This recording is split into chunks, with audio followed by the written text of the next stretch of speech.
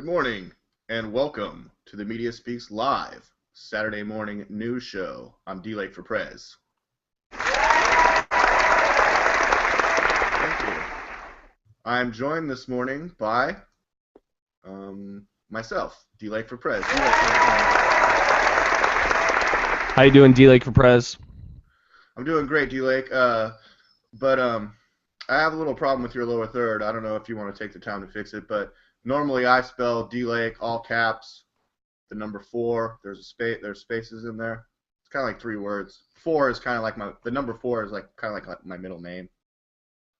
Don't tell me how to be me, okay? All right, man. I like your new look. You're actually more cleaned up than I am. Yeah, I'm shaved DLAKE. Yeah, you're DLAKE to the bone. Yeah, DLAKE to the bone. I like that. You might have to work on the beard a little bit. I know it's going to take you a while. Yeah, I didn't have time. I was trying. I was really focusing on it, but it didn't really help. But you do have the glasses, the black power gloves. Cigarette, everything that you need.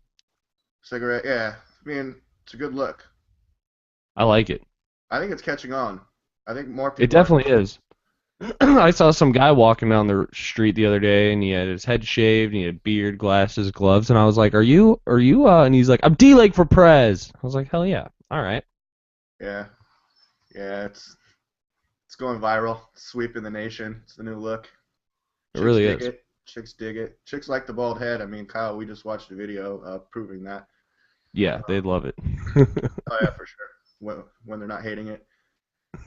Um, we might be joined by Sam Ibideganji.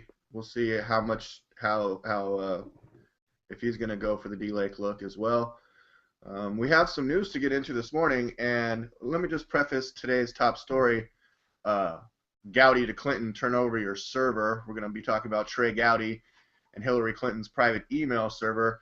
Now, one of the fantastic and sensational things about this story is, Kyle, it has legs. This is week 3 or 4 of us talking about it. It's in the mainstream media. It's all over. It's not going away. I don't know who Kyle is, but yeah, definitely. And like at first, when it first came out, I was like, it didn't. They kept saying private server, and like my first thought is like, oh, so she just had a Gmail account. Like, I could see that being an honest mistake, but then it comes out that no, there was the whole private server, literally. Right. And a special House investigatory panel has formally asked Hillary Clinton to turn over her personal email servers she used while serving as Secretary of State. In a letter sent Friday to Clinton's personal attorney, Representative Trey Gowdy, the Republican from South Carolina who chairs the House panel investigating the 2012 terrorist attacks on the U.S. consulate in Benghazi, Libya, asked that the server be turned over to the State Department Inspector General or a neutral third party for independent analysis of what records should be in the public domain. Now, briefly, Kyle, Trey Gowdy's job and mission as heading this investigation panel is to get to the bottom of what happened in Benghazi, but as it turns out, the fact that she was using this private email server, the fact that she deleted more than 30,000 emails that she deemed personal and not related to the department business is raising a lot of eyebrows. And it's not really within Gowdy's power to subpoena Clinton's private server. Under the rules governing the committee, it has the authority to subpoena people and communications, but not tangible items such as the server. And just right here, Kyle, I mean, what are your thoughts on this? Yeah, I don't know who Kyle is, but it's it's tough. Like, how is it that you can go after emails, but when somebody like intentionally goes around that law that allows you to get their emails, now you can't? Like, isn't that still considered like State Department like property? Or is the proper way to go about this to go after her for the illegal server and then confiscate that server? But then, like, we've all watched hacker movies, like all it takes is a microwave and then that server's fucking gone. And we've seen the IRS do that same thing where they lost like 15 hard drives failed in the same day. Yeah, all their computers just crash.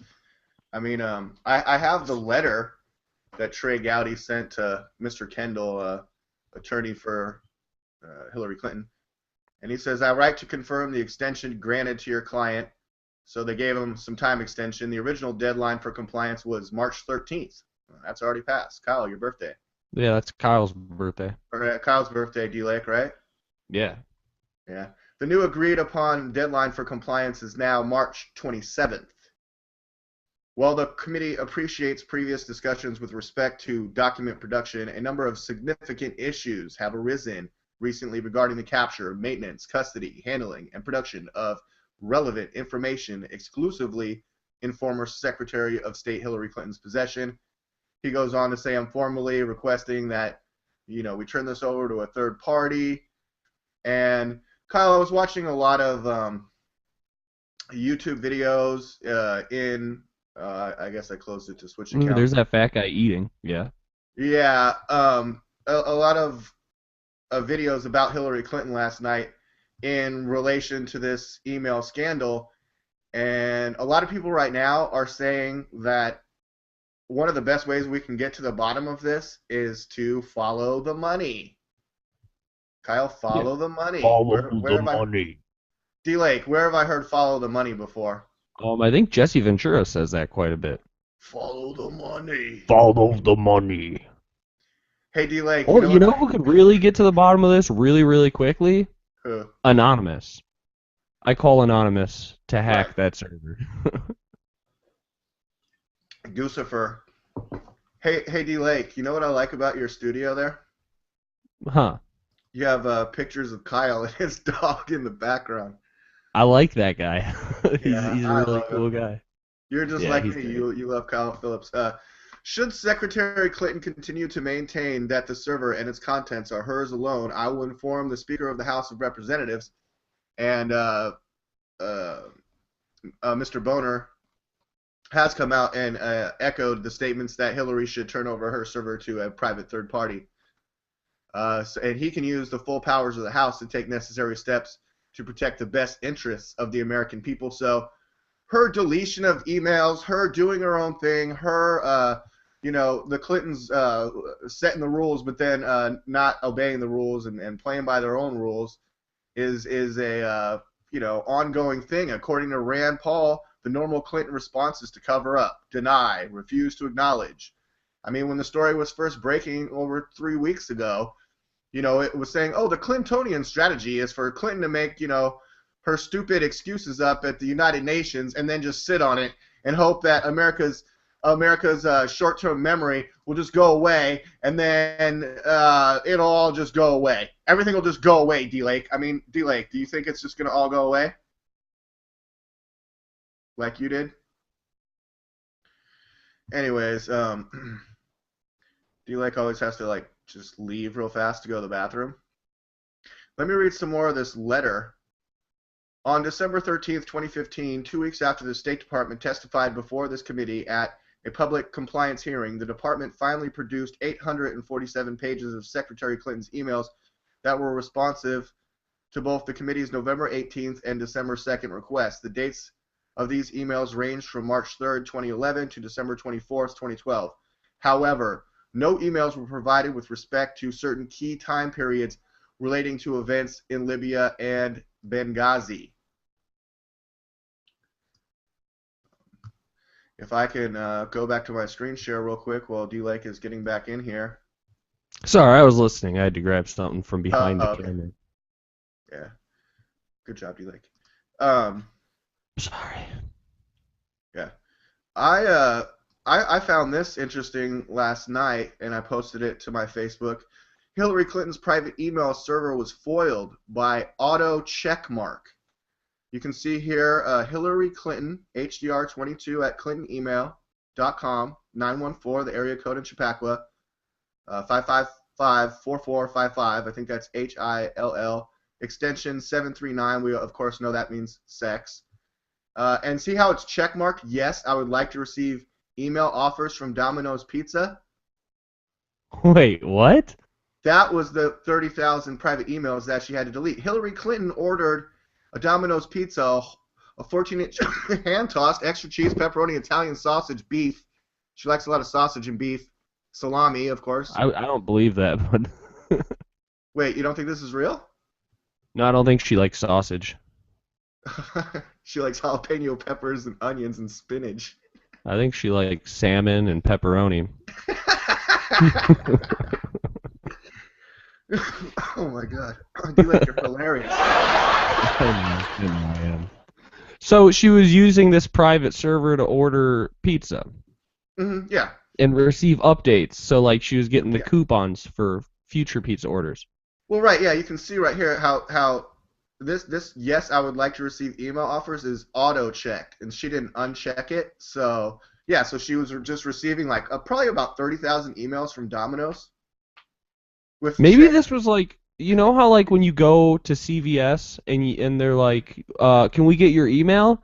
And like it's awkward to be like no. So you just give them like you have like some bullshit email like your old Yahoo or Hotmail that you don't even check anymore. And that's what she's using this as, is like her spam email. Well, and government business. And government business and thinly veiled bribes, which Senator Rand Paul, the Republican from Kentucky, told Politico on Friday that foreign contributions to the Clinton Foundation are, quote, thinly veiled bribes, and said Hillary Clinton should return any donations from Saudi Arabia or other countries that abuse the rights of women. What about China? I mean, China's given the Clinton Foundation a bunch of money, and then the Clintons just make up new rules for China. I mean, Sam knows about that kind of stuff, DLAKE. He's not here. It looks like he's just having problems getting in here today, DLAKE. Yeah, he's got to crank the wheel on the side of his computer faster. Yeah. Sam, if you are watching, DLAKE and I said that if you weren't in here by 11:20, then we were allowed to make fun of you and your computer skills. Yeah, that was the rule that we made up, which is a fair rule. Mm-hmm. I'm DLAKE for PREZ. Fair enough.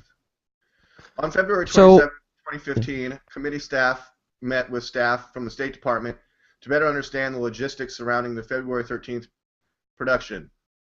Despite months of discussions between the committee, the State Department, and yourself, it was during this meeting for the first time that anyone told the committee Secretary Clinton exclusively used private email address during her entire tenure as secretary, nor was it disclosed that she continued to retain exclusive control over her emails after her departure from the State Department. Moreover, the State Department never mentioned that Secretary Clinton returned paper copies of select emails in response to letters that were sent to former secretaries seeking official records.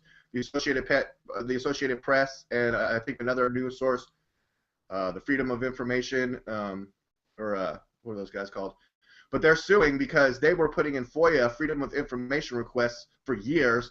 It was coming back returned, we don't have that information, but they weren't being told, oh, because it's in Hillary Clinton's private email server at her house.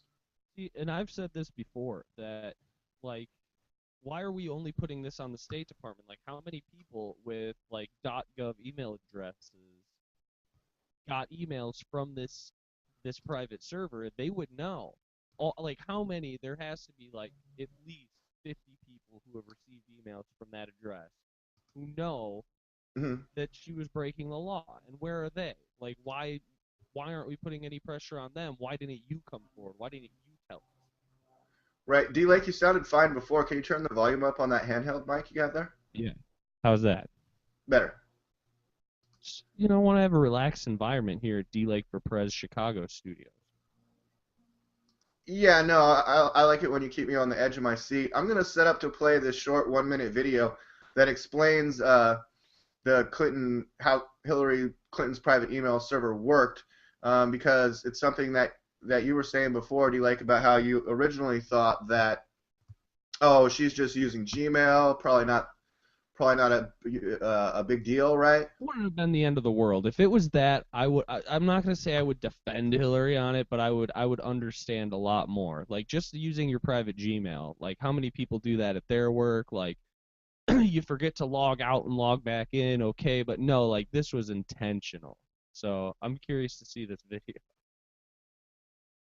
I mean, who does that? Who has a private? We run a website and do a live show, and I don't have a private server. Like that takes effort. A private server is like $1,000. I don't know Right. how to set one of those up. Right, and they talk about that in this very short video that I'm just gonna play really quick. Do you like? Here we go. Who's this from before you hit play? I'm sorry? Who's this from before you play it? CNN. Okay. You probably heard by now, Hillary Clinton never had a State Department email address. She only had a personal one. One so personal that she kept an email computer server registered to her home in Chappaqua, I like how it's in her closet. New York. Why would she do that? We'll get to that later. Let's start with how. First, you buy a computer. Then you do some insanely difficult network programming. Didn't you mention that before? Do you like about insane network programming for the private server connection? Yeah, it's not as easy as just setting up a Gmail account. It takes some work.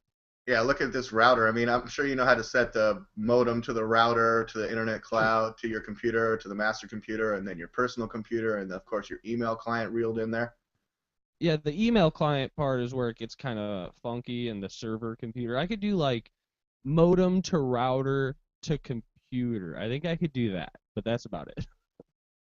All right, let's continue playing here, DLAKE. You need to download special software and start tinkering with your computer's software ports, like the Simple Mail Transfer Protocol. Then you need to connect to something called a local host database, rename the configuration files, open them up with a text editor, and start changing values, entering the proper domain name, SMTP server address, IMAP server address. You get the idea.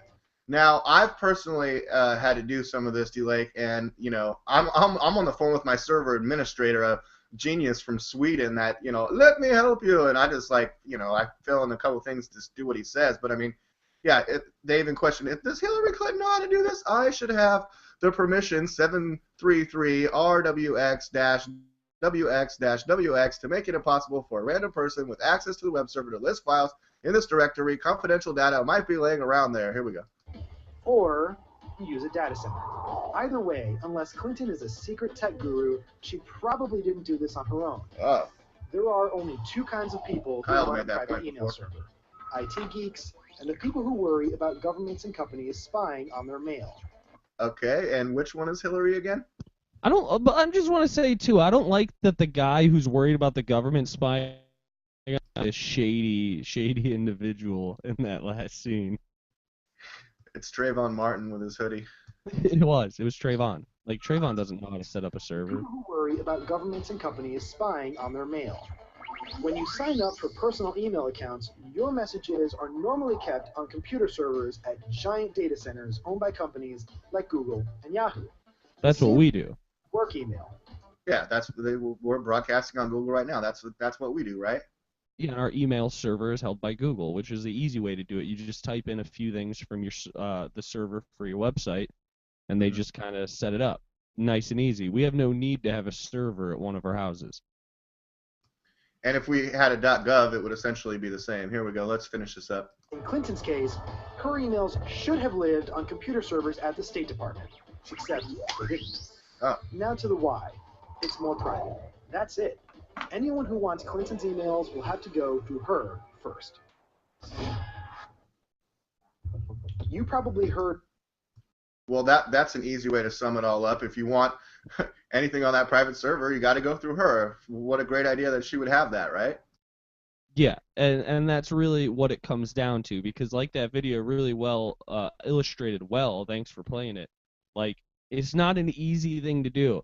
Like, setting up servers, like, we use Bluehost is our server. And to do that, like, you have to set up it's like you got to set up your web address to the server, and it's, like, so complicated. Like, setting up our website took me, like, days. Like, and is it POP or IMAP, or how are you pulling the emails from the server? Where are they contained? Where are they stored? Yeah, and that's why, like, when we set up the email, because we do have private email for the website, like we have, like, @themediaspeaks.com.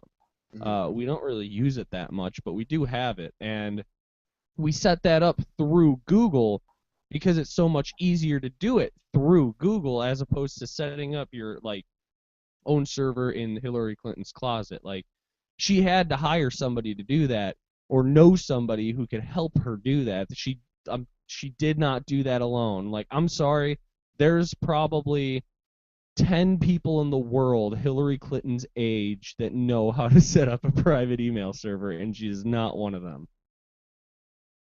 And it's not like, it's not like vaping, where you just, like, you're into vaping, so you want to, like, make your own coils and stuff and make your own liquid and stuff. Like, it's not a hobby.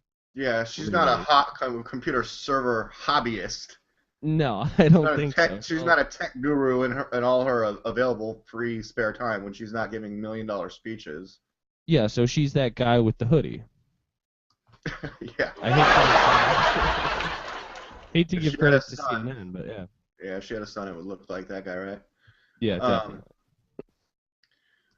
But DLAKE, I noticed that Kyle was telling me that he had plans to shave his head to donate his long, luxurious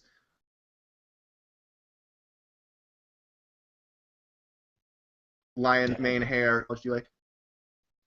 Sorry, you cut out. Google's being gay today, but yes, Kyle was planning on shaving his head because you can donate that hair to different charities. One of them's Locks for Love. I forget the website that he used. This. You just send your hair in, and they turn it into wigs for little cancer babies. And who needs hair more, you or a cancer baby? Cancer babies. Yeah, I wanted to donate my my beard to guys that can't grow beards like Kyle. Yeah, beardsforlove.com. Yeah, everyone loves that for beard. people who are in motorcycle accidents and had their beards permanently removed from their face by asphalt, and you can donate a beard to them. Right. But kids don't have beards, so.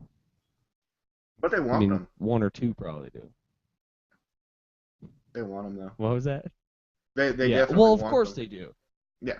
I'm an adult and I want a beard. I just can't grow one. Some people just can't grow beards. It's just not in their faces. So, yeah, I say to people all the time, like, donating your hair to, like, Locks for Love or one of the other organizations, really, really easy to do. It actually saves you money. Like, for the year and a half that you're growing your hair, you're not getting haircuts. So, like, that saves you, what, $20 a month probably? And then once you do it, like, you don't have to use shampoo anymore. So you're saving money on the back end, too.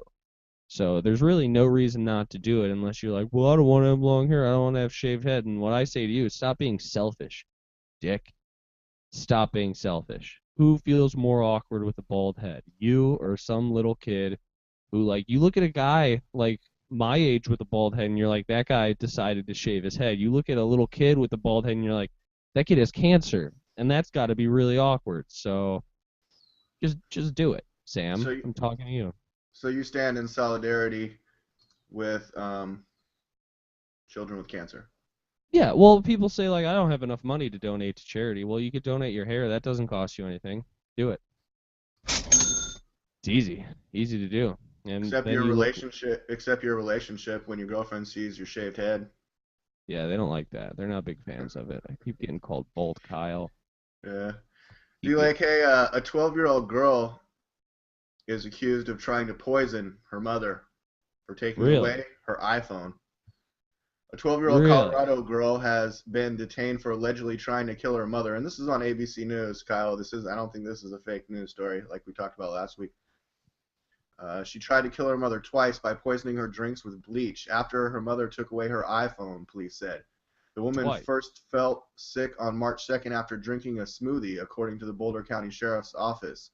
While she noticed the smell of bleach from her glass, the woman assumed her daughter just hadn't rinsed it properly, according to the sheriff's office. Then a few days later, the mother again recognized the smell of bleach coming from something she was going to drink, and she confronted the preteen. The sheriff's office said the girl allegedly told her she wanted to kill her because she took away her iPhone, according to the sheriff's office. The girl had allegedly poured bleach into her mother's water carafe, the sheriff's office said. On March 6th, the mother was at the Boulder Community Hospital when she contacted authorities to investigate. The woman is no longer in the hospital and is in fine condition. On Friday, the 12-year-old was detained at the Boulder County Juvenile Center on 2 counts of attempted first-degree murder. She had pre-planned this a couple different times, Sergeant Bill Christ of the Sheriff's Office said. The investigation is ongoing and the District Attorney's Office will decide what charges to pursue. According to the Sheriff's Office, DLAKE, if your kid tried to poison you, would you try to have your kid detained and arrested and committed or locked up for trying to kill you with that bleach in your smoothie? What do you think? I don't know. What do you do at that point? I just want to Google. Because, like, they said that this kid planned it. Like, well, sort of premeditated it. I mean, she intentionally put the bleach in the drink, right? She had to think about it first. She didn't just accidentally spill a little bit in there. Do you think if they go into her computer, well, she didn't have her iPhone. I don't know how she got online, but do you think maybe she looked up, maybe like, that's like, why. my mom? Because that's my first thought is, like, how much bleach does it take to kill somebody? How much bleach would kill a person? From November 9th, 2009 on Yahoo Answers. Best answer, what I'm told is that if you drink a pint of bleach, it will kill you. It will be slow and painful because the bleach supposedly burns through your stomach, blah, blah, blah. Is it safe to drink bleach? Everything that I'm seeing says, like, you need to drink quite a bit of bleach to die, and it's going to take you a while. It's not like you're just going to, like, fall asleep. Like, this girl needed to do her research, but you make a good point that she didn't have her iPhone, so she's really working old school on this plan to kill her mom. I mean, she went to the library. Yeah, got out the old encyclopedias. Maybe that's how she did it. Do you think it's a good thing that 12-year-olds would probably have a hard time, like, getting their hands on, like, arsenic or something? Like, you got to go to Home Depot and get the rat poison, little girl. What the hell were you thinking? Well, good thing that her mom did take away her phone, or she might be dead. Yeah, if she was able to pull up that information, that's probably why she got the phone taken away. They don't say why she originally had the phone taken away. It's probably because I went to your history and it was all like how to kill my mom. Yeah, fucking how to make ricin. Anarchist cookbook. That would have been helpful. You remember that? Like, was that around when you were younger, or is that only when I was, like, my generation? Anarchy cookbook? I've heard of it. Yeah, it was like when I was little, like probably like 12, 13, it was a thing where, like, it was on the internet, and that was like one of the first things where people were like, maybe we should monitor this internet thing, because everybody was going around downloading the Anarchist cookbook, and it was just like ways to kill people and shit. Like, I remember a thing about, like, you can, like, cut the stock off of a shotgun, and, like, there's a special way to like duct tape it into a car so that when somebody opens their car door, it just fucking obliterates them. Like, shit like that is what was in the, and it was like a big thing. Like, people would go and download it, and some people would even print it out, and it was just like, it's like a cool thing to have, I guess. It was like having a movie, like, on DVD, you know, a month before it's even in theaters. People just wanted to have it so they could say they did. This girl could have used that.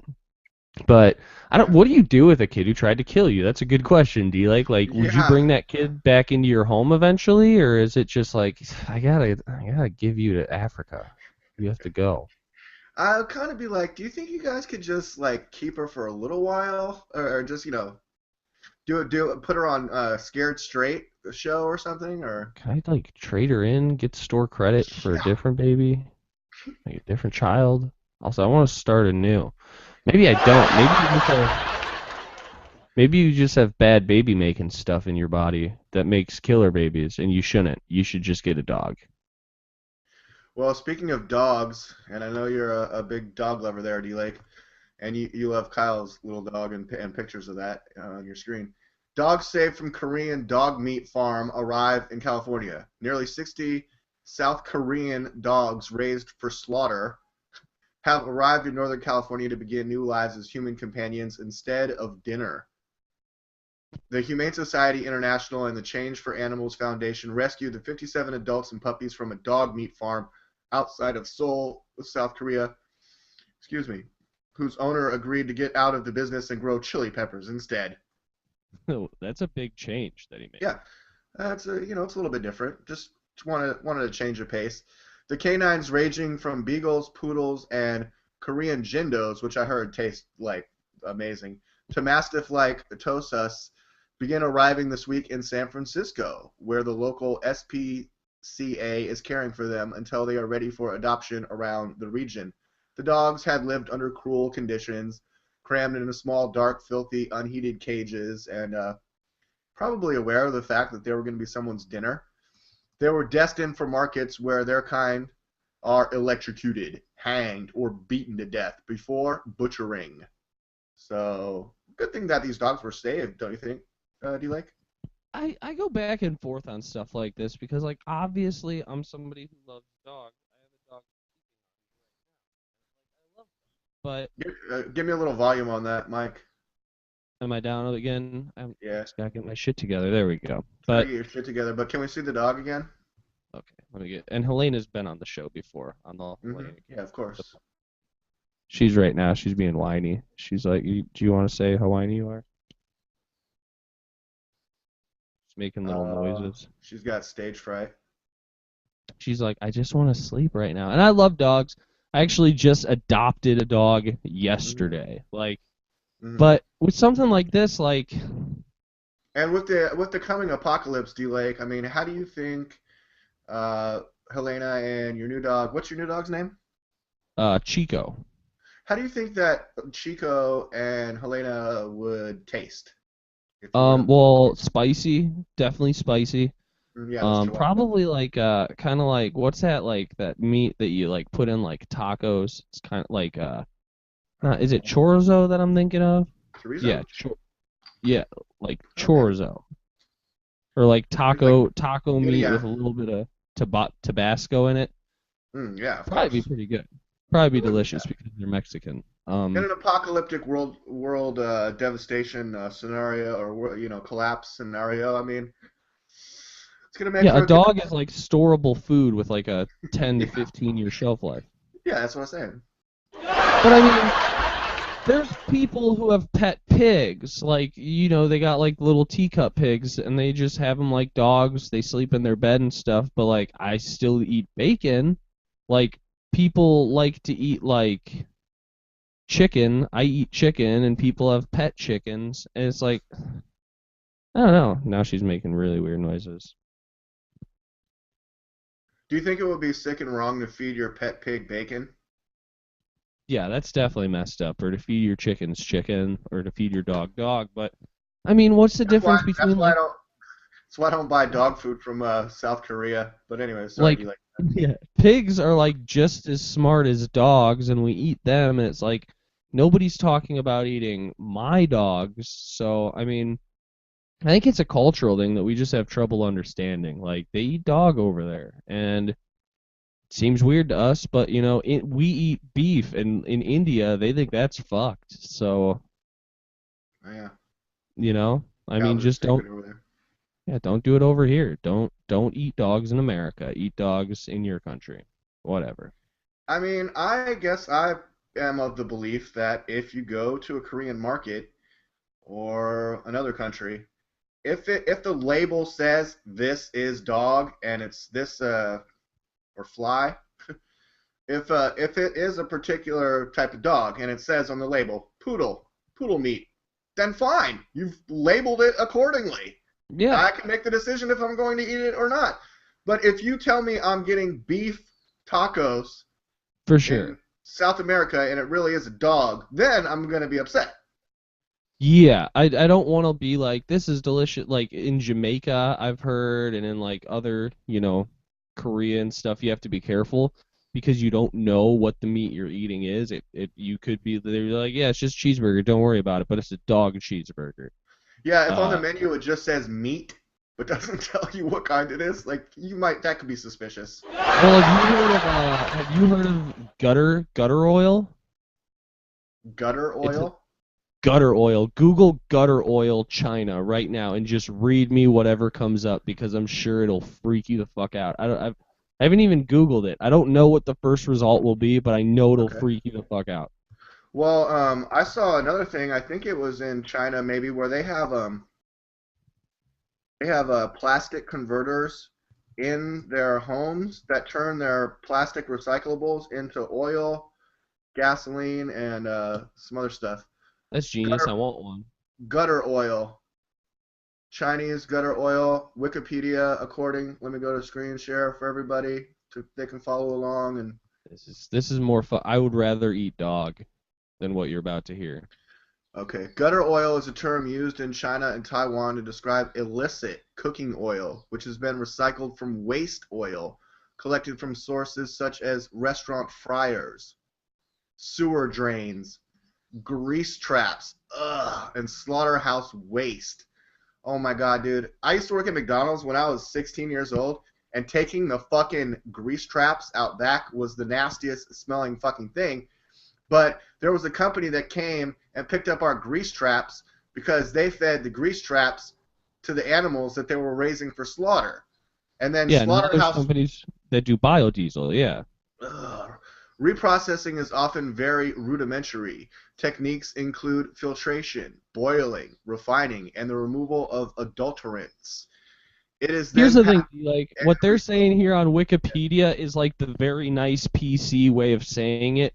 Most gutter oil is not coming from the grease trap behind McDonald's. Yeah, DLAKE. Another version of gutter oil uses discarded animal parts, animal fat and skins, internal organs, and expired or otherwise low-quality meat, which is then cooked in large vats in order to extract the oil. I saw another report just a week or two ago about chicken broth being a growing trend where instead of coffee in the morning, it's more healthy for you to drink a kind of like a chicken soup broth, like a meat broth. For sure, it's delicious. I know that much. Chicken broth is great. I like broth.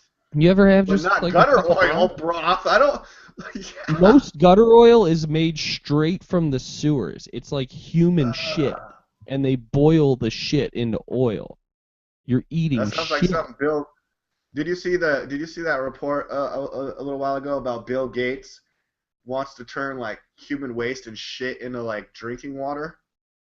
Yeah, well, they do it on the International Space Station. I mean, I don't know. Didn't Kevin Costner turn his pee into something drinkable in Waterworld?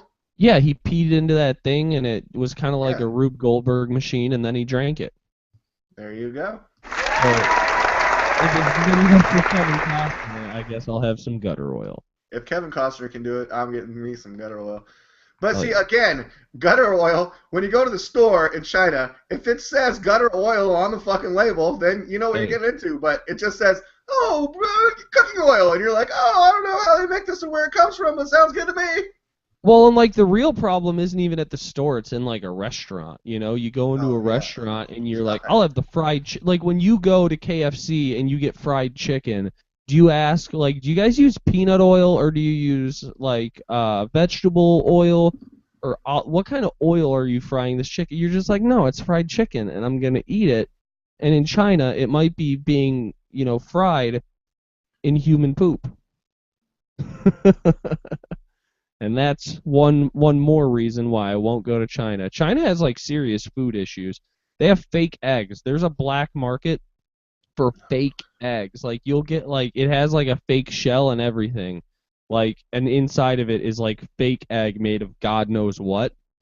Like how much effort it takes to make a fake egg?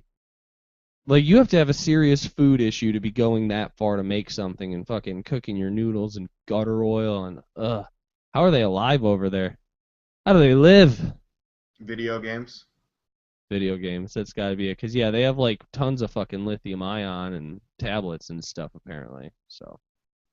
Like, maybe Japanese guys are always dying from exhaustion of playing video games too long and stuff. Really? Is that a thing? Oh, yeah, for sure. Death from playing video games too long, that's totally a thing. You haven't never heard of that? No, I haven't. Like, I've heard of people, like, I had a neighbor who, like, melted his Sega once because he, like, had it on too long, but dying from playing video games. Yeah, I had a neighbor who told me, like, because, like, if you remember, like, back in the day, you couldn't save. There was no save in the old systems. He wanted to beat Sonic, and so he would just pause and leave it on, and he like melted his Sega. But I mean, I played back in the day. I played Tomb Raider for like 48 hours straight. I'm glad I didn't die. 10 people who died playing video games. Another video game player worth their salt knows the feeling. Just one more level, one more achievement, one last item before dinner, sleep, or shudder. Some actual human activity. 4 hours later, you're still staring blankly at the screen, mouth ajar, hands balled up into arthritic mass of digits, and any thoughts you once had about tending to your basic human needs are long since forgotten or pushed off indefinitely as you plug along for that never-ending quest for virtual fulfillment, or the quest, excuse me. It's easy to forget that our own bodies need as much tending to as our farms or guilds, heck, maybe even more so. Here's a list of people died neglecting their real-life health bars for the video game equivalents. A Taiwanese. Ooh, did you come up with that, or did they say that? That was clever. No, I'm reading from the article. Okay, real-life health bar. Congratulations, website. Oh yeah, brilliant. Yeah, totally brilliant metaphor for what goes on. 40 hours of Diablo 3 proves fatal. Another Taiwanese gamer. Jeff Daly and Peter Burkowski, the first. They died playing the game Berserk for too long. Remember that game? For Atari? Yeah, you weren't even born when this came out. No, I wasn't. I own 2 Ataris, though. Yeah, I remember that game, though. 20-year-old man dies while playing Xbox. See, I get dying while playing Xbox. I don't get dying playing Atari. I love Atari. I have 2 Ataris. Every once in a while, I'll bust one out and play it. I love Nintendo. But, like, dying playing Atari, like, Atari was, like, there is no plot in an Atari game. Like, you jump over a pit. The Xbox guy frequently participated in 12-hour-long Halo sessions without breaks, and during one fated championship game, a blood clot traveled from his legs to his lungs, killing him instantly. A South Korean 33-year-old man plays for 650 hours. Looks like he was playing something that looks like Donkey Kong or something. Yeah, it looks like Donkey Kong. Yeah. Oh, did you hear about that new movie coming out called Pixels? No. Oh, man. If we're moving into the entertainment section, I'm going to set up to play a clip of the movie Pixels for you, DLAKE. For sure. While you're setting... Yeah, go ahead. While you're setting up that clip, I'm just, like, still trying to comprehend, like, dying from playing, like, 50 hours of Donkey Kong, like Halo or, like, Minecraft or WoW or any of those, like, online games with, like, infinite universes. Like, sure, okay, I could see how you could die playing that, but, like, Donkey Kong is, like, 3 levels that just repeat at a higher speed over and over again. Like, you really only need to beat it once, which only takes, like, a half an hour if you suck. Like, I could understand dying playing Gradius. Did you ever play Gradius? Like, that game, I spent a few hours, like, it's one of those old arcade games where it's like, I think it's like 5 levels, and then they just repeat faster and faster, but I couldn't beat it once. I'd get to, like, level 3, and so then I downloaded the emulator, and I played it on my computer at half frame rate, so it was like, it would play in, like, slow motion, and I still couldn't beat it, and, like, I got my roommate in on it, and he couldn't beat it, and we sat around for days trying to beat this fucking game, but, I mean, we ate, and we pooped and stuff, you know, we walked a little bit, we did all the things you need to do to, you know, live, food, water, porn, I don't know, we did other things, we didn't just sit for 50 hours dying. It's messed up. Alright, what's this trailer you got? I'm scared. No, it's cool. I'm still just trying to make it a little bit bigger, but it's cool. Here we go. Just the concept for this movie is great, and it stars Adam Sandler and Kevin James, 2 of your favorites. Here we go. 3, 2, 1.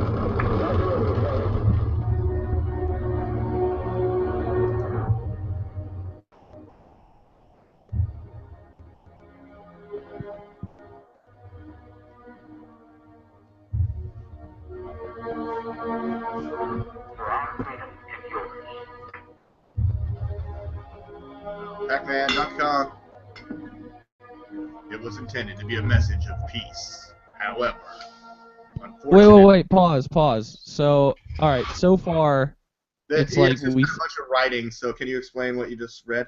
Yeah. So it said like pretty much my understanding of that is like to, send a message of peace. We essentially did another Voyager mission, sent a satellite out there or some sort of device that had information about our culture.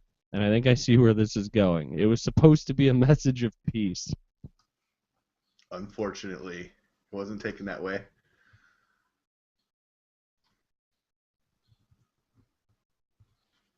Wait a second. Oh, nice. Video games to attack us.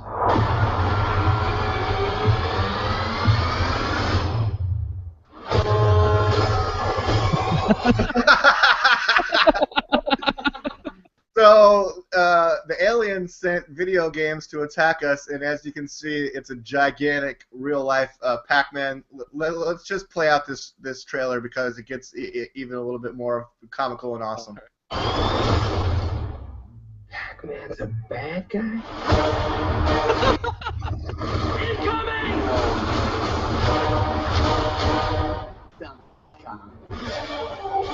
It's just a barrel. How bad can it hurt?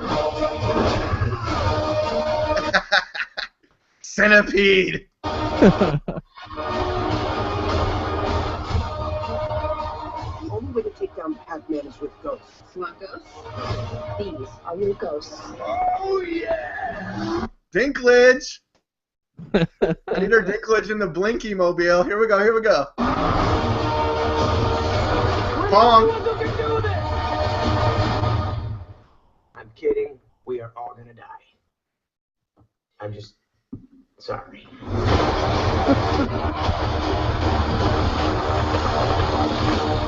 Real death from video games, huh? May I introduce to you Professor Iwatani, the creator of Pac-Man. Apparently that is the real guy. Nice. My son told me, dude. He was like, "This is the best trailer. Have you seen the trailer?" I'm like, "Really?" He's like, "Yeah, it's great." I'm like, "Yeah, I saw it, man. It looks great." Pac-Man. He's like, "Oh, it's so funny." Pac-Man is not bad. You'll see. Professor Iwatani, what are you doing? I will talk to him. He's my son. Hello. Sweet little boy. Look how big you have grown. It's so sweet. He's so sweet. I know. You're a good boy. Do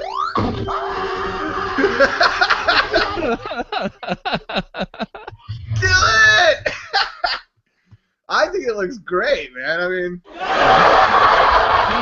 Is that going to be in theaters? Yeah, coming soon in 3D. So that would be an awesome movie for 3D. Now that I'm thinking about it.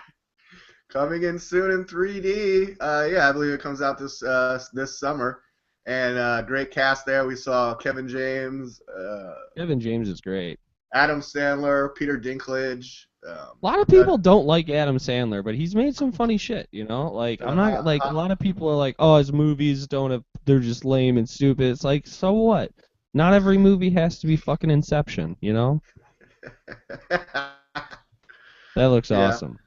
Have you seen anything else good in entertainment recently? I watched. Well, really quickly, I'm wondering still on that, like, if that's going to be in theaters. Like, I thought that Adam Sandler signed like a 5-movie contract with Netflix. Yeah, but so I think he signed it. He might have signed it after production wrapped on this movie because that was really recent. Well, the trailer just dropped, but I've been hearing about it for quite some time. Okay, yeah, and that contract, the Netflix thing, was recently. Yeah. So. Oh, I'm excited about that. Speaking of Netflix, though, yeah, because he signed like a 5-picture deal exclusively for Netflix. That's what I heard. Yeah, I heard something to that effect. I'm really excited. Next month, Daredevil, Marvel comic books, Daredevil is gonna drop on Netflix. You think it'll be good? The trailers look good. Daredevil's one of my favorite Marvel comic book characters. I'm really excited for it.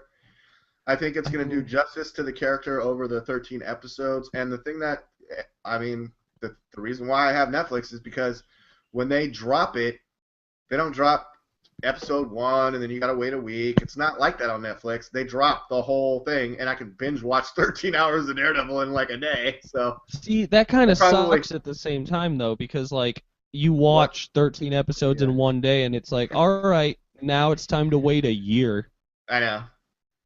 Well, but I don't know how long it's going to be in between shows, but it's going to be Daredevil, Jessica Jones, another Marvel comic books hero for hire type character, Iron Fist, and Luke Cage Power Man, each having their own like 13 episodes or whatever on Netflix.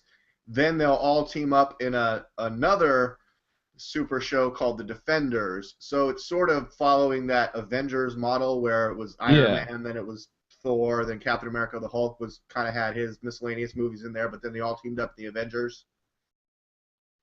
Yeah, so they're doing their Avengers, their Justice League, but Netflix's version. All right, I mean, anything Netflix does, I want to support them. So I'm not going to assume that anything there is going to be bad. We'll have to see. I don't know about Daredevil, but I mean, it could be good. It could be good. Does it have anything to do with that Ben Affleck movie or? Well, yeah, and like I'm kind of of the mindset, and you said you like Daredevil, but I mean, I kind of feel like Daredevil is like Aquaman, where it's like people blame Ben Affleck for that movie for some reason, and it's like I think it's just a hard character to do on screen.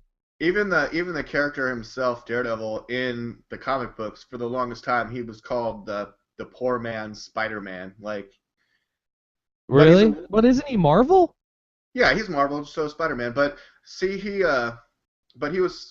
wasn't. I mean, I guess when he was very first created, he probably had like some knockoff from Spider-Man kind of traits or whatever. But I mean, that goes for pretty much any creation. I mean, Namor the Submariner is essentially Aquaman. I mean, DC and Marvel have a bunch of characters. I mean, Quicksilver and Flash have the same power. They run fast. You know, it's like. Yeah, definitely. I mean, they're competitors, you know? Fucking McDonald's comes out with a spicy chicken, and so Burger King has to have a spicy chicken. Yeah, but Wendy's spicy chicken is the best, right? Yeah, Wendy's spicy chicken fucking blows them all away. You got that right. I don't know, Chick-fil-A is pretty good, though, too. Yeah. But Chick-fil-A claims that they invented the chicken sandwich. It's like, bitch, nobody invented the chicken sandwich. It's chicken in a bun. What are you talking about? Invented the chicken sandwich. Are you retarded? Did you see all the InfoWars versus McDonald's stuff going on this past week at South by Southwest, where Joe Biggs dressed up as Donald McRonald? Anthony Gucciardi got kicked out of the McDonald's tent. I saw that. For asking people how many chemicals were in a 6-pack of chicken McNuggets. Yeah, I saw that, the Anthony Gucciardi one. But you know what? Like, I'm kind of reaching this point as a libertarian. And it does kind of come off as depressing, but like with something like that, like something like McDonald's and all their chemicals, does anybody not know that? Like, does anybody not fucking know? Like you said with like the gutter oil, like, and with the dog, like you want to know that it's dog. Like everybody knows that McDonald's is shit food. Like there's no question. There's nobody out there who, if you said like, did you know that McDonald's is like overprocessed, filled with chemicals, and really, really bad for you? They'd be like, what? No, it's healthy. It's good for. No, nobody's saying that. But people still eat it. So it's like, can you? Of course they're gonna try and cover it up, but they've done a horrible job. People know this. People know McDonald's is bad for you. So like, how much can you attack the company before it's like, well, if you eat it every day, you're an idiot. Like, I'll eat McDonald's every once in a while. I try and avoid it. I eat it maybe like once every like 2 or 3 weeks, if I'm being completely honest. Like, very rarely. Kyle, I did a quick fast search for California McDonald's sign, because here in California, at McDonald's, in the drive-thru, chemicals known to cause cancer or birth defects or other reproductive harm may be present in foods or beverages sold or served here.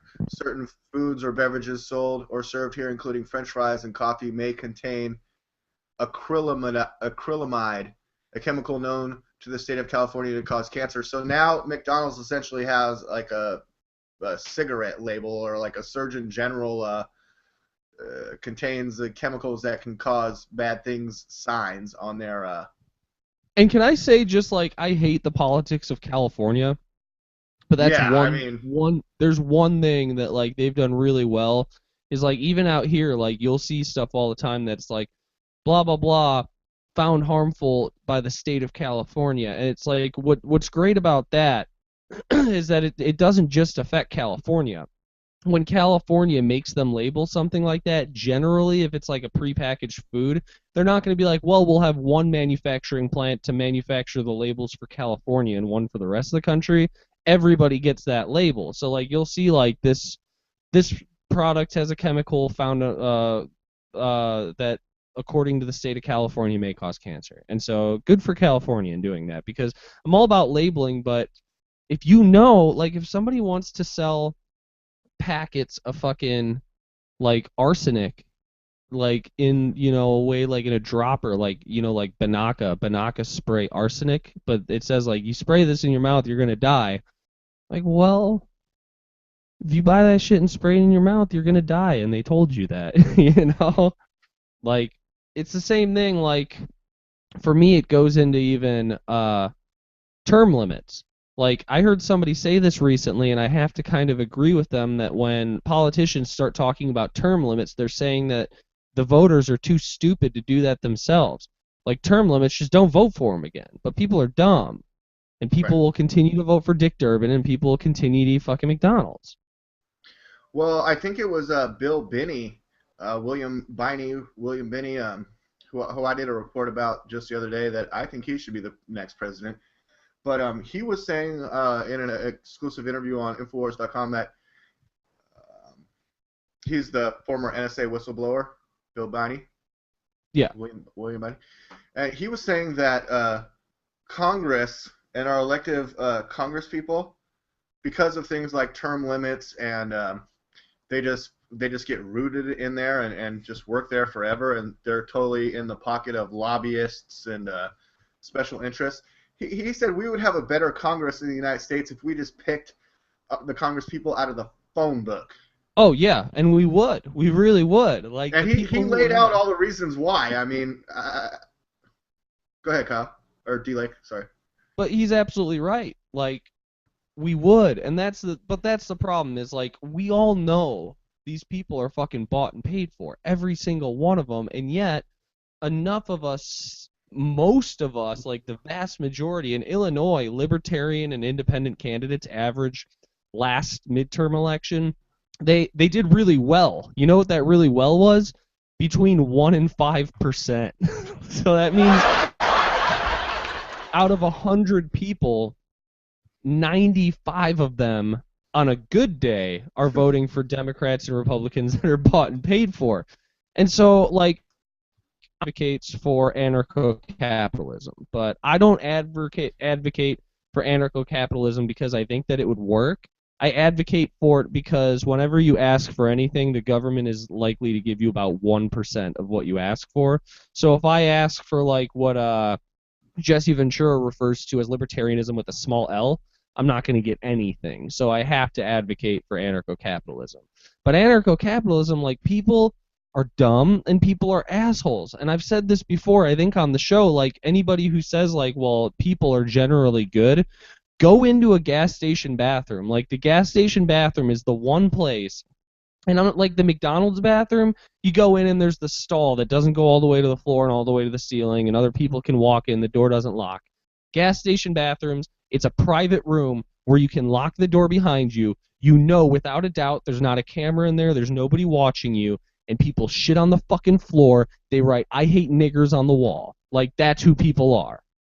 Like, I hate to say it because it's kind of depressing, but here's the other side of it so that people don't think I'm sounding like a statist.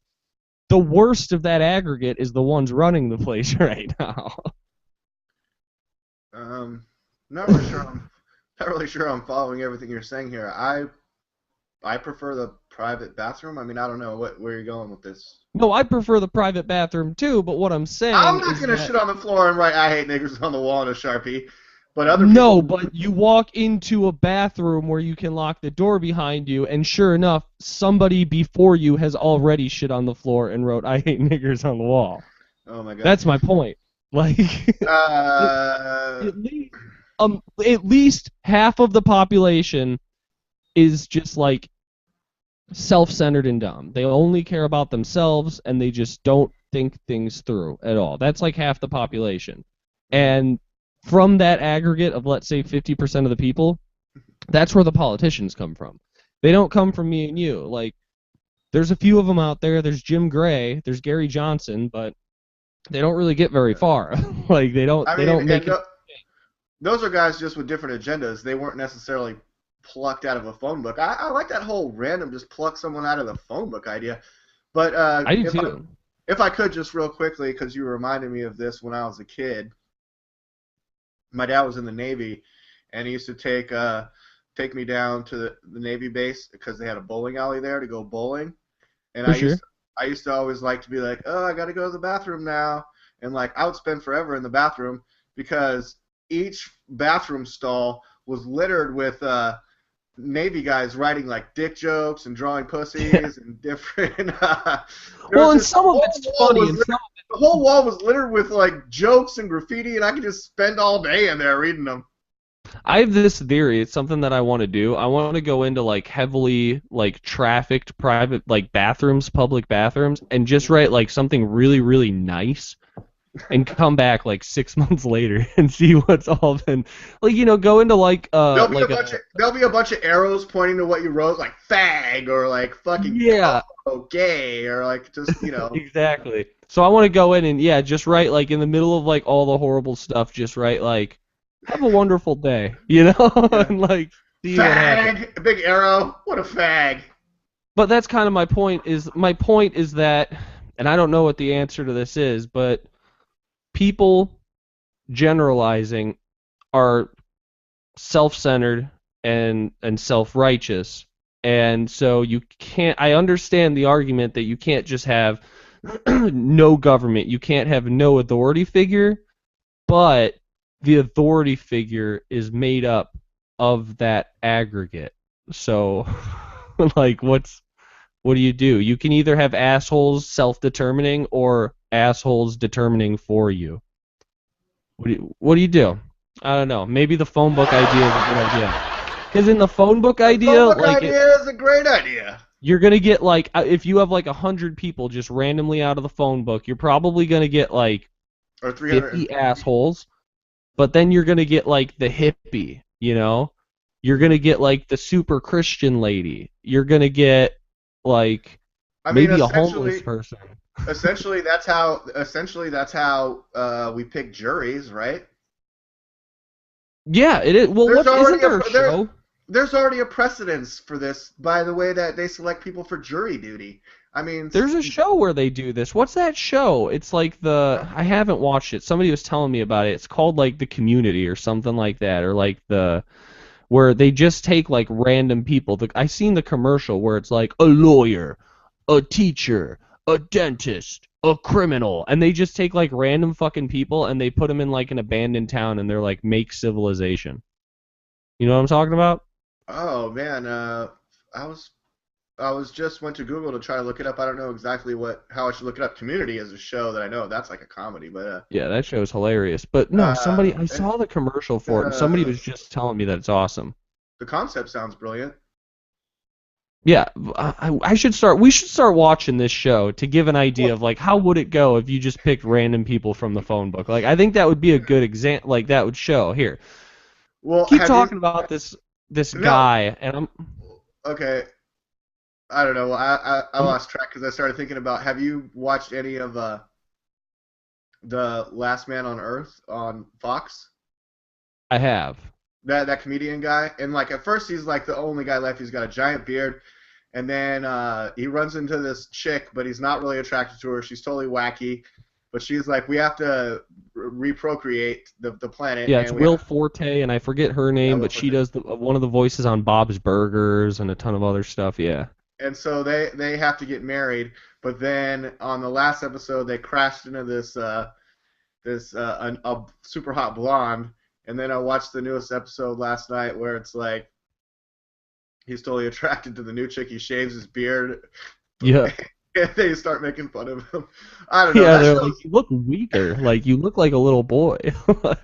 Like your chin is so pointy. Like I don't really like it, but I find that show hilarious, but to go back, did you find that other show that you were talking about? No, or? I'm having the same issue as you. It's like, what do you even type in to find? Where do I begin? Reality show or people random? Reality show. Random. Reality shows 2014. That is. Good luck with that search. Keeping Up with the Kardashians, motherfucker. Survivor's still around. Is it? Apparently, or since 2000. So. My sister was on NBC's The Apprentice with Donald Trump, season 5. Yeah, I watched like an episode of it to see. My sister's a ruthless bitch, but that's why I love her.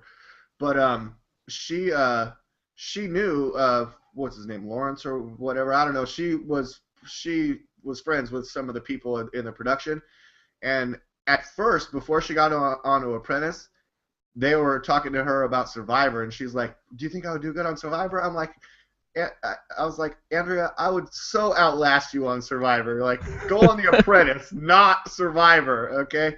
Like, you get upset if it's too hot or too cold. I just deal with shit, okay? So I would do way better on that show. I'm looking through. Have you ever watched, like, looking through all these reality shows, have you watched My Cat from Hell? No. Dude, that's a good show. I've heard of it. It sounds like a good one. Yeah, it's the dude. My cat Dory is just laying here. She's being really mellow. She's okay. She just turned her head. She's being super mellow. She's doing really good today. I'm looking through all these dumb shows. There's a few good ones in here. Fucking. The weirdest one. I'm gonna play Survivor with my cats. Like. I think you do just by them existing. I do. Every week, one of you is gonna get kicked out of here, though. Maybe shows like Survivor. Fear Factor comes up, The Amazing Race. The Challenge? Is that it? No, that's since 1998. That's not it. It's a new show. I used to watch Fear Factor. That show's pretty intense. Oh, will you lay down in this bed of snakes and spiders and shit? It's like, will you jump off this, like, oh man, all the heights ones. You know, everything. I used to be scared to death of heights, but I figured that out. Are you scared of heights? Oh, Utopia. That's it. Found it. Utopia. That sounds like a brilliant name for it. Remember when we did People are moved to an underdeveloped location for a year and tasked with creating a civilization. It's from Fox. Yeah. Wow. So I'm going to start watching that. I'm going to start watching that too. Well, next week we'll come back. We'll talk about Utopia and whether it, because that would be like a good example of like just grabbing people out of the phone book, right? And can I also point out that I don't have cable. I don't pay for cable. I do everything on the internet. But Fox, but Fox.com. The Last Man on Earth is on Fox.com. The episode comes out on like Monday night. I watch it on Tuesday. Yeah. On the internet. But yeah, I watch it on Hulu. But on Fox, so that's great because and Gotham, another show I love on Fox, that they just stream right after it comes out. But on ABC, I was trying to watch Marvel's Agents of S.H.I.E.L.D., and they have a verify to watch. Yeah, you have to log in. Yeah, but you essentially have to prove that you pay for cable to watch it before. Which is like if I paid for cable, why would I be here? Why would I be here right now? Exactly. This isn't Hulu. It's ABC. Okay, come on. Like I love like I had a conversation. I've had this conversation a million times, mainly with old people, and I don't say that in a derogatory way. It's just that they don't understand. Like I was talking to this guy, and he was probably like 60. He was talking about like. I forget how we got on it, but like it's always the same conversation. I'm like, between internet and cable, like how much are you paying a month? And they're like, oh, I pay $150 a month. And it's like, you're fucking insane. Like, why are you doing that? Like, talk to people my age. Like, the only ones who have cable are people who watch sports, and like NFL and MLB are like getting hip to it, and they're gonna have streaming services soon too. I'm like, why do you have TV? Like, well, people are always going to want TV. Like, no, they're fucking not. Like, people, like, why would... It's dumb. I have Amazon Prime, I have Hulu, and I have Netflix. Total, it costs me, what, $24 a month. I have every show. I can watch it when I want. I'm like, you're sitting down. Like, here's the comparison. You want to watch Family Guy. So what you're doing is like whatever fucking night once a week, you like sit down at your couch, you tell everybody gather around this ancient system, and we're gonna get popcorn and we're gonna turn on the TV at this time, and our show's gonna be on, and you know if you have to go to the bathroom, you have to wait for the commercial break. By the way, every 13 minutes or 10 minutes, we're gonna have to watch 3 minutes of ads being pumped in our face, ads that we paid to sit here and watch, or I get on my Amazon Fire, I hold my remote to my mouth, and I go, Family Guy, and it plays Family Guy any fucking time that I want, any time of day, any day of the week, and I can watch 20 episodes in a row, and here's the best part. Like, if you use, like, the Chromecast, which I have too, you do it on your computer, you throw it onto the TV, and then you're like, I gotta take a wicked shit. And so you take it from the TV onto your phone, and you watch it while you're shitting, and then you go back out and you throw it back onto the TV, and you're like, I feel like making some macaroni and cheese, so you throw it into the kitchen, you make some mac and cheese, and you throw it back into the living room, and you eat your mac and cheese, and you're like, I just shat and ate, and I'm tired now, so you throw it into the bedroom, and you fall asleep watching it. You don't have to watch any commercials, and you don't have to wait until 8 on Monday. Come on, gather around, family, for the preachy box to talk to us. You're like, it's dumb. It's stupid. It's so stupid. Get Netflix, old people, please. Like, welcome to the future. Like, it's here. Use it. And I mean, like, yeah, I mean, 60-year-old guys, they're like, wait, what do you mean you throw it onto this? They don't understand that. But what you mentioned about commercials, like, okay, yes, I don't pay for cable. Yes, I watch Fox shows like The Last Man on Earth on Fox.com. Yes, they do interrupt with commercial segments. But it was free, so sure, it was free. It's free, so I'll sit through it. I mean, NBC, it actually makes me feel like the old days sitting through commercials. NBC, they stagger their commercials, so they always play more towards the end of the episode when it's in, like, right when something's getting amazing. They fucking go to commercial. Of course. But Fox News, their commercials are like, Allstate, you're in good hands. New computer stuff, new cars, a lot of car commercials. But ABC, fucking, I swear to G, all their commercials are pharmaceutical commercials, like, warning, may give you anal leakage. I mean, it is the worst. Those fucking, do you have headaches for 12 hours a day or more? No! Who the fuck does? No, people who take all your pills do.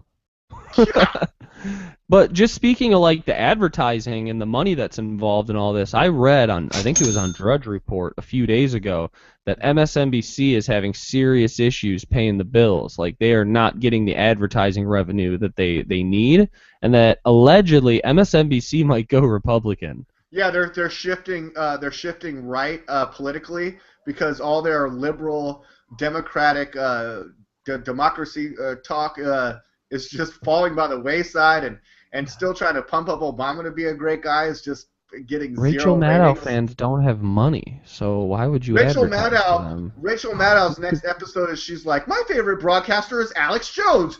Everything he said has been right. It's like, Rachel Maddow, go to hell! They're going to turn into Glenn Beck. Yeah. Rachel Maddow. Like, I listen to Rachel Maddow. I don't know why I do it, but I do. Next season, she's all gray with glasses, and she's trying to look exactly like Glenn Beck. All the books in front of her and stuff. If Rachel Maddow had gray hair and glasses, she would look like Glenn Beck. If Rachel Maddow had a red and white striped sweater on, she'd be Waldo. Oh, that's just a fact.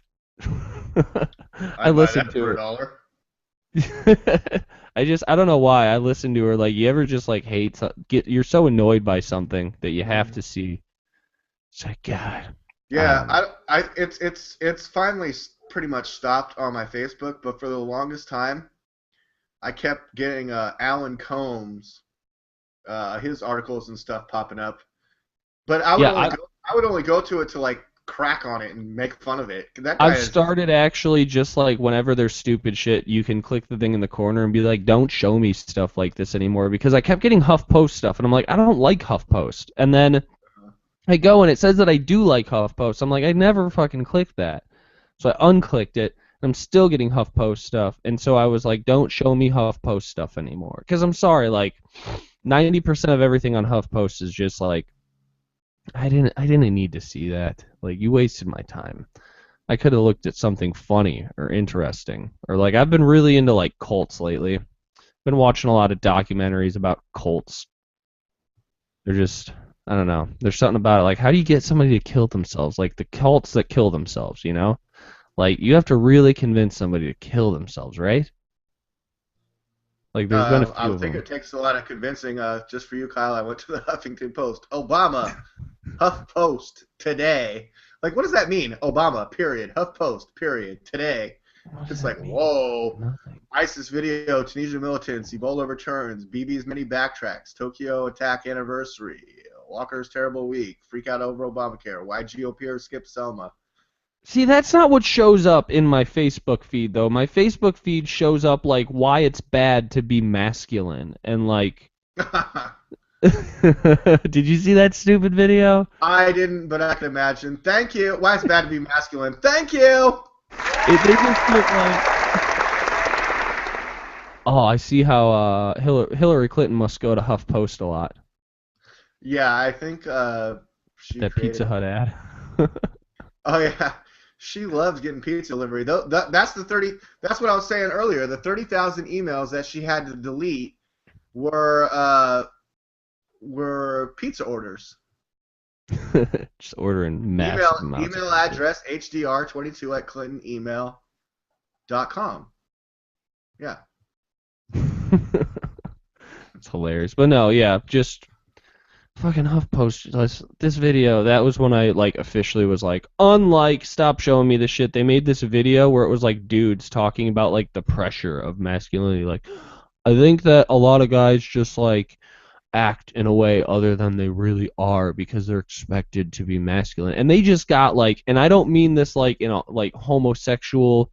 I love gay babies, rock that crib, but like the most faggoty dudes you can possibly imagine. They got like 5 dudes who like if you were to... Effeminate is the... No, because there's nothing wrong with being effeminate. These guys were faggots. Like, I don't care if somebody's offended by that. Cocksuckers or what? No, I have friends who suck cock. That's fine. These guys were faggots. Okay, I get it. I know like when you were like in high school before that was made, like the N-word of the gay community, which it's not. I know gay people who use the word faggot in the exact way that I'm meaning it. Like, when you were in high school and somebody would do something faggoty and you're like, dude, stop being a fag, you didn't mean, like, stop liking men. That was not what that meant at all. These guys... We used to say faggoty-ass faggot. Yeah, these guys were fucking faggots. Like, they just, like, the just lamest dudes ever. Like, if you... These are not the type of dudes that you want, like, if you're about to get mugged. Like, they're not going to help you. God, nobody watches the end half of these episodes anyway, so I could say that. But Hey, D-Lake. Hey, D-Lake. D-Lake, double Yeah. D-Lake. Yeah, Yeah, I called your dad a fag, and he hit me with his purse.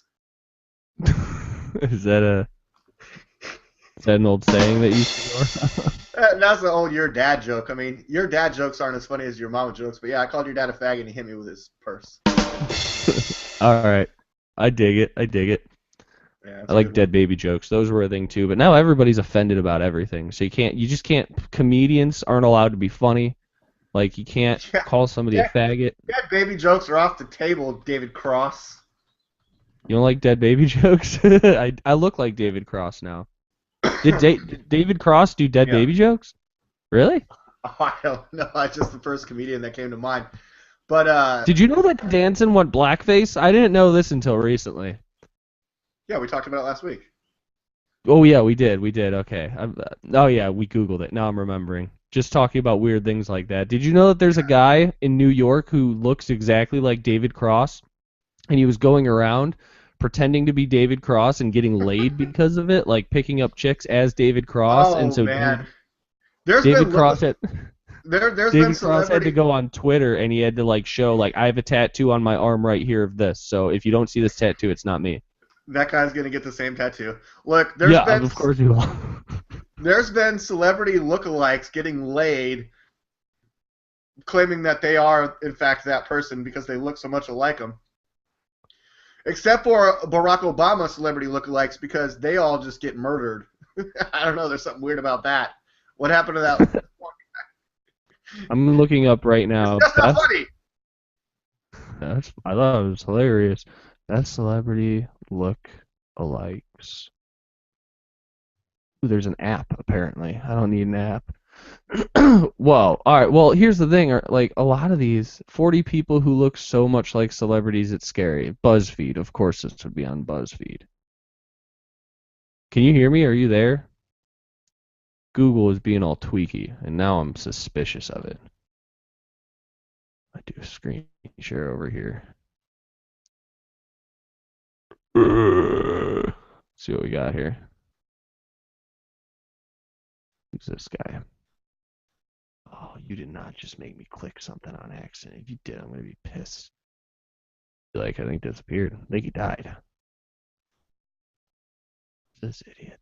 I don't know who Ed Sheeran is. You failed with number one. You totally failed. You picked somebody who's not even a celebrity. I don't know who that is. Yeah, nobody's getting laid looking like that guy. Ah! Yeah, Why do you do that? I just want to read stuff, and you make stuff pop up after I've already clicked.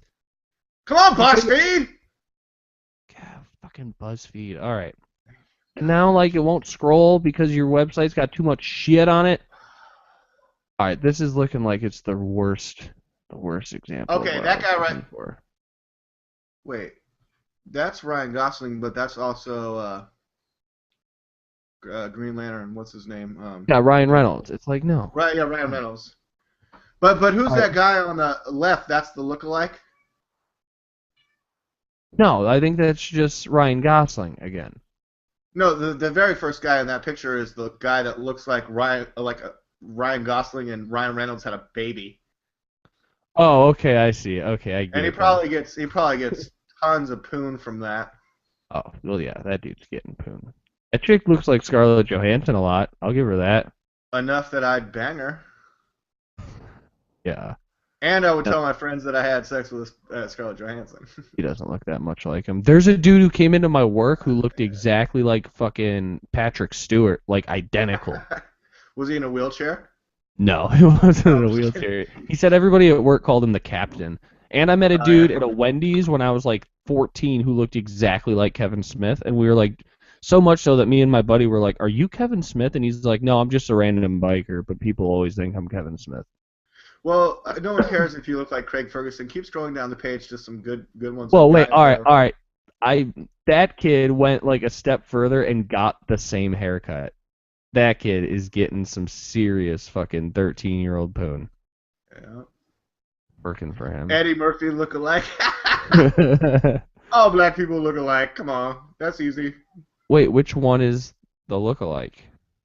The guy on the right. No, I think it's the one on the left. No, the left is straight from the movie, right? Or is it? I don't know. I don't know. That's hard to tell. The guy. Yeah, he's got it because the one. All right. The guy on the left is easily the real Eddie Murphy. Come on. No way. Jonah Hill and Zach Galifianakis. Whoa.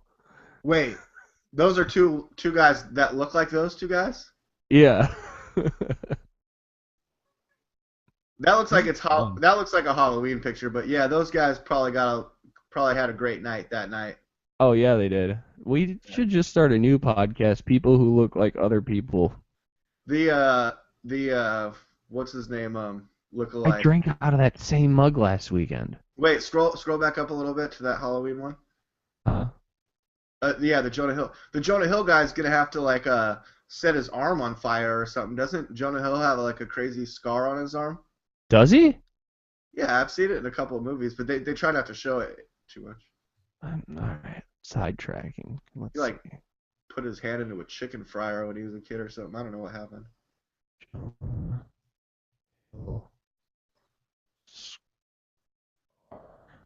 Oh, you're gonna look it up? You're so Popped fast up. on Google, DLAKE. I know. The best at that. Yeah, Alright, on his right arm he has a. Oh, okay. So it's not like an insane scar, but He's yeah, got it's a like a pretty decent. wicked scar on his upper forearm, right? Yeah. Saw it more in his earlier movies. Okay, back to celebrity lookalikes. Do you know? Oh my fucking god! You didn't just do it. Okay, it was just the share thing. Fuckers. All right. Okay. Not bad. Stephen Colbert. His Yeah. His right ear is only like half an ear. He has like no earlobe on his right ear. Really? Have you ever looked up celebrity deformities? And like That's next. Denzel Washington's pinky's all bent or some shit. Fucking Scotty from Star Trek was missing a finger. Will Wheaton. Yeah. Will Wheaton. Yeah, celebrities. Who was that one guy? It wasn't Edward Norton. It was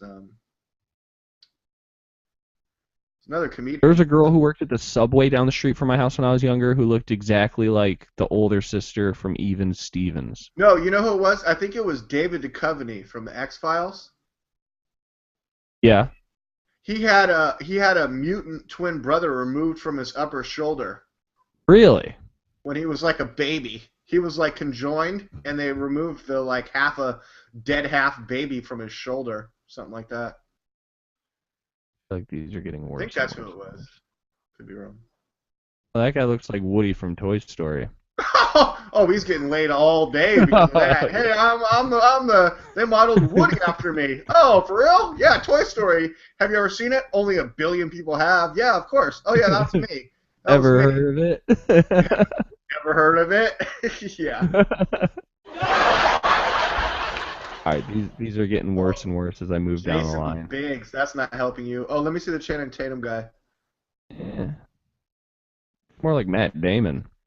See, but wait a second. This BuzzFeed article, it seems like, do they have the real person on one side and the fake person on the same side in each? This dude looks just like the Tempur-Pedic guy. Whoa! People are really stretching. All he needs is the cute Asian girl looking at stuff on her Mac. See, I'm more interested the now. girl? Come on. I like the people who think they look like celebrities who like aren't even celebrities, like the fucking Tempur-Pedic guy. You know who I've gotten a lot? I don't know how I'm gonna search this. Donald's. Like, have you seen the commercial where the guy's like, "Don't talk to me before I've had my coffee"? You look like Ronald McDonald. I'm gonna find I don't know. I've had people tell me I look like Grimace. So. A fictional character. Yeah. Hamburglar. Multiple people say it, and it's really annoying. Okay, yeah, people I hate when him. I hate when I get mistaken for Darth Vader. What the fuck? I saw a picture, but then it's not there. Here. This guy. I've gotten that I look like this guy, which I don't think I look like him at all. No, you look like Pete Ham. Pete Ham? Well, before you shaved your head, DLAKE. Or, I know you've said Larry Bird, you've gotten that before, because you're... ladies and gentlemen, I don't know if you know how tall DLAKE, double DLAKE is, but how tall are you? Like 6 foot? I think this has come Pete up. Ham, there he is. Yeah, we've talked about this before. That one, such a ridiculous haircut. That one on the far right, the sepia-toned one on the far right of the top row. Yeah, right there? that one right there, yeah. Except now I'm bald. No, you know who I think I look like now? Fucking. I remember a couple years ago there was they used to have I don't know, I guess maybe you would call it a meme, but they would have things on Facebook that went viral where it was like this particular day everyone changed their profile picture to be like a celebrity that you look like. Do you remember that? Yeah. I think I remember that happening at some point. This guy. What's his name? Oh, now you look like that guy since you shaved your head. Yeah, from Star Trek. He's like a cyborg robot in like the new Star. Yeah, Let me no, see if you I should can just find a Google. picture. You should just Google cancer patients. Just Google people with cancer. Oh no, yeah, you look Yeah. like that. Wait, yeah. There he is, right here. Here's a good one. Here's a good picture of him. That guy from Star Trek. Yeah, there you go. Who's like a robot with fucking. He's like a robot and he's holding like scanners from the supermarket. Oh yeah. Hold on. Let me Google the look that I'm going for now. The new DLAKE look. Everyone's gonna want to have this. Wait, that's his name? What's his name?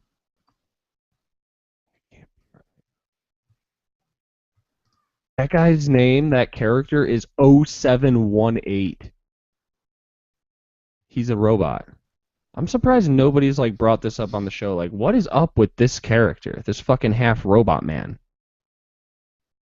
What's up with the cyborg? I feel like fucking anti-fucking singularity people should be all over this shit. Mm-hmm. You think so? Yeah. What are you looking up over there? Forgot the guy's name. Oh, you know who I might look like now? Who? No, it wasn't that guy. What's the one guy with the beard?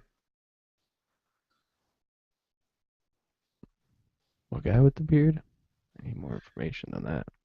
Do I look a little bit like THX 1138?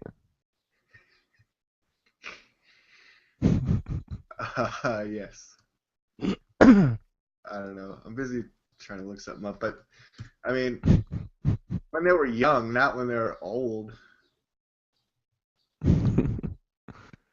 Oh, nudity. Oh, gotta get rid of that. That was a bad movie, by the way. THX 1138 was really boring. Who are you trying to find here? I wasn't looking at your screen. Howard Hessman, WKRP in Cincinnati. This is the look I'm going for. Yeah. Yeah, I like that old WKRP in Cincinnati look. This is me right here. Look at my hair. Okay. Yeah. I can dig that. I have a similar hair. So that's pretty much what I'm going for. And he's aged fairly well. He's on House and some other cool shows now. No, you know who you kind of look like? Fritz Springmeier. Oh, Fritz Springmeier? Did I write the Illuminati or Bloodlines of the Illuminati? Dude, Fritz Springmeier, he's fucking ripped. It's like kind of an animal. Dude, are you friends with him on Facebook? Have you ever seen the pictures that he posts? Oh, there I am. FBI Von Plot. It's me, Fritz Springmeier. He does have a very masculine, manly beard like me, so. Dude, he posts pictures of himself. He's in his like 60s, and he posts pictures of himself like chopping wood with no shirt on, and he's just like jacked, like Charlton Heston stuff. What does he think? He's fucking Vladimir Putin or some shit? He kind of is. What am I looking at now? Yeah. Hey, Kyle, if you got... Oh, look, there's Vladimir right there, too. If you got really big and really famous, what dead celebrity would people say that you are? You know how Alex Jones is Bill Hicks. Name? Yeah, he's really Bill Hicks. I mean, if you got really big and famous, would people say that you are, in fact... Well, you can't be River Phoenix because apparently Mark Dice is already River Phoenix. But do you think you could be? Lady Gaga is Jean-Benet Ramsey. That's one.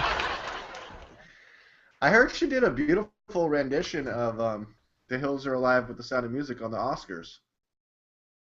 I wouldn't watch that stuff. Yeah, well, what I was brought up briefly earlier, but we talked over it, was I watched Birdman, which was the best film of the year according to the Academy Awards. and I thought it was pretty good. I I kind of haven't liked seen it it. yet. I I've mean, heard it's one of those movies where like I've only heard people saying that it it was needed amazing or more. horseshit. Yeah, it needed more automatic weapons and kung fu. It was, and Howard Stern was like, "It's bullshit. American Sniper should have won." I don't think you'd Really? agree with that. I thought it was good as what it was, a drama. Kind of had a Dude, Howard kind Stern's of been saying a kind of lot of had stupid shit. it had a layer of fantasy and make believe, but it walked that fine line, kind of like a Fight Club, where you didn't know exactly what was real or what happened. Overall, I thought it was a good movie. I mean, any movie with Emma Stone, I just love her. So Yeah. Howard Stern's been saying some stupid shit lately. Do you think it's because he's desperate for people to like get XM serious, or do you think he's just old? I'd say the latter. He's getting older. Yeah, he's getting old. It's sad I because think, he used to be but I awesome. don't think it's sad yet, though. I think he's still hilarious, and I think that he touches on a lot of points. And I mean, if he thought American Sniper was the funniest, or not the funniest, but the It best, was the funniest. well, the best. I haven't seen it yet, but if he thought it was the best movie of the year, and he thought the other ones were garbage, and it should have been that one, then I respect his opinion. That's not what I think at this point in time. I haven't seen that movie, but I heard somebody. I think it was Doctor Christopher Ryan who he wrote the book like Sex at Dawn. He was talking about like they should make a movie that's the opposite of American Sniper. It's like the other side because like the whole movie there was like the other sniper, like the Taliban sniper or whatever that he finally got at the end. But like think about it, like looking well, at it objectively, American Sniper. thanks for spoiling the whole movie, DLAKE. Don't see it. Don't. I spoiled it on purpose so that you won't go see it. But like the whole movie is about a guy who's part of like an insurgent military who's like taking over this land where the people are like, get the fuck out. We don't want you here. Go away. And like it starts off with this guy who's part of an insurgent military shooting a child. Like that's the beginning of the movie. Like the beginning of his military. Like that's how they start the movie is he shoots a kid and then he shoots the kid's mom who like they did have a bomb, but it's like you are in their town, like that you probably shouldn't be there. Like if like should we like we're kind of rooting for the bad guy if you look at it objectively. Like a And good action movie, a good didn't military action movie is like Red Dawn. Red Dawn is the like the polar opposite of American Sniper. Red Dawn, the fucking Ruskies invade the United States, and like a band of teenagers like heads up into the woods and they're like shooting them off when they can and trying to get a guy here, a guy there to make it as difficult as possible for them to take over this country. And that's what that little kid was doing in the beginning of American Sniper, right? Well, can we establish first of all that you're talking about the original Red Dawn, Yes. Patrick Swayze? Second of all, can we, since I haven't seen American Sniper, but I think I saw a preview and I kind of have an idea of what you're saying here. And yeah, I mean, any story has two sides to it, right? Right, DLAKE? Yeah, but like what I'm saying is that the other side of it is essentially Red Dawn. Like Well, I two mean, movies that were very yeah, and I didn't come up with this theory, Chris Ryan did, but it's a very good like point that it's like the opposite of American Sniper is Red Dawn, and they're both supposed to be patriotic movies. that is a good point. But and also didn't Mr. Kyle in his book that the movie is directed by Clint Eastwood that Steven Spielberg was originally attached to, but backed out of it. I don't know if you knew that. I didn't know that. Then Mr. Clint Eastwood made the movie. Not everyone's favorite Steven Spielberg, who decided against the project. But anyways, Steven Spielberg wanted to put dinosaurs, and they said no. yeah, he's like, wouldn't it be great if there was like devil dinosaur and stuff? But didn't Mr. Chris Kyle say in his book that like, yeah, I was there just to like kill all brown people, or maybe I'm paraphrasing, but I mean, didn't he have a lot of animosity for the people that, like a lot of guys that joined the military around 2001, they just assumed everyone was Bin Laden and the perpetrators of 9/11. You know what I mean? Yeah. Yeah, and I mean, I don't know. I haven't read the book. I would never pay for that thing. Maybe if I found a copy, I didn't have to give money for it. The book that he was sued over. Wait, I could feel okay about it now because misrepresenting the story about knocking out Jesse Ventura, who won millions of dollars in court. He spent millions of dollars to doesn't he protect get all his the proceeds reputation. of the book? A certain amount. He gets some amount, so maybe I don't have to feel too bad about it. All right, this show's going on way too long. It closed out at a certain amount. It's not like he's just he hopes that the movie does well so that he keeps getting money. It's not like that. Okay, so he's not getting no, he got a final settlement is what he got. Okay. I mean, there's a lot of people that hate him now. 1.8. And there's still real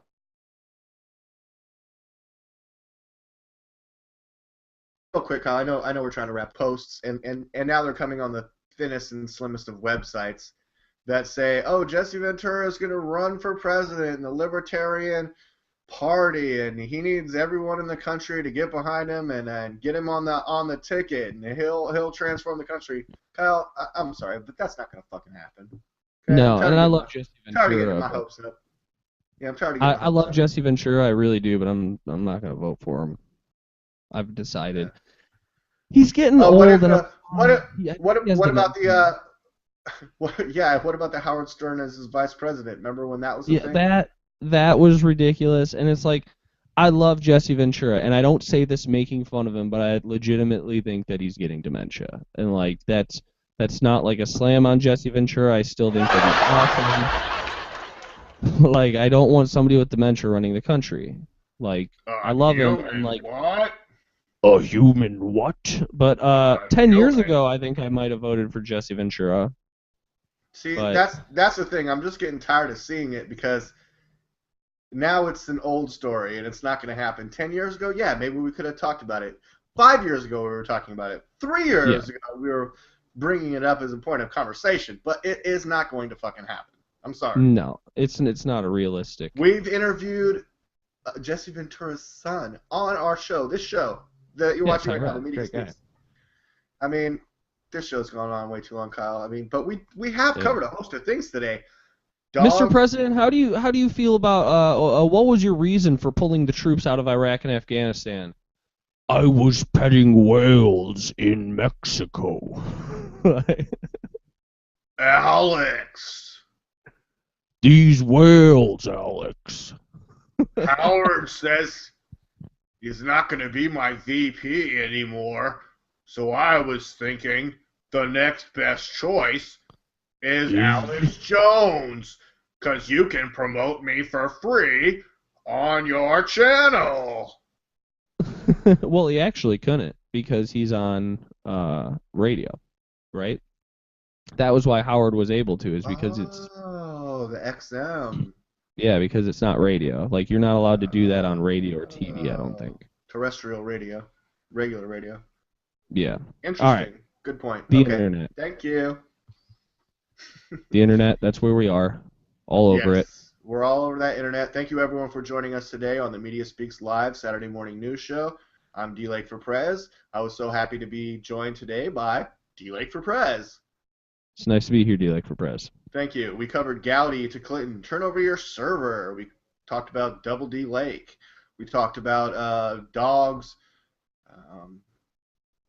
not being cooked for dinner in South Korea and people adopting them here. Gutter oil. We talked about gutter oil. We talked about the 12-year-old girl who tried to kill her mom with bleach in her drink. We talked about celebrity lookalikes. We talked about follow the money. That's an important point. Follow the money. Follow the money, D-Lake. Where am I? What Are is you this? My son? A human what? A human what? It's getting better. It's getting better. All right. The Media Speaks on the internet. Thank you, everyone. Please look up themediaspeaks.com on the internet, and if you don't find us, you might be retarded.